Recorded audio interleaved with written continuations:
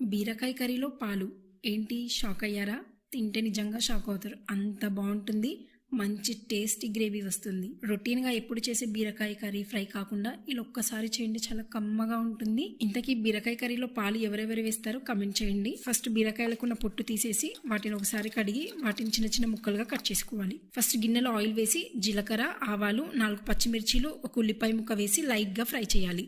1 spoon అల్లం వెల్లుల్లి paste, 1/2 spoon పసుపు, కరివేపాకు వేసి 1 నిమిషం కలుపుకోవాలి. ఇప్పుడు చిన్నగా కట్ చేసిన 1/2 కేజీ బీరకాయ ముక్కలు వేసి అంతా మంచిగా కలుపుకొని ఒక 5 నుండి 6 నిమిషాలు గ్యాస్ మీడియం ఫ్లేమ్ లో పెట్టి ఉడికించాలి. ఇప్పుడు 2 స్పూన్ల కారం, రుచికి సరిపడ ఉప్పు వేసి అన్ని కలిసేలాగా బాగా కలుపుకొని ఒక 3-4 నిమిషాలు మూత పెట్టి ఉడికించాలి. ఇప్పుడు ఇందులో కాచి చల్లార్చిన ఒక టీ గ్లాస్ పాలను వేసి ఒకసారి అంతా కలుపుకొని కర్రీ దగ్గరకు అయ్యే వరకు ఒక 5-6 నిమిషాలు ఉడికించాలి. ఇప్పుడు లాస్ట్ లో కొత్తిమీర వేసి గ్యాస్ ఆఫ్ చేయాలి. టేస్ట్ మాత్రం నెక్స్ట్ లెవెల్ అంతే. మీరు కూడా ట్రై చేసి ఎలా వచ్చిందో కమెంట్ చేయండి. మరి సబ్స్క్రైబ్ చేసుకోండి.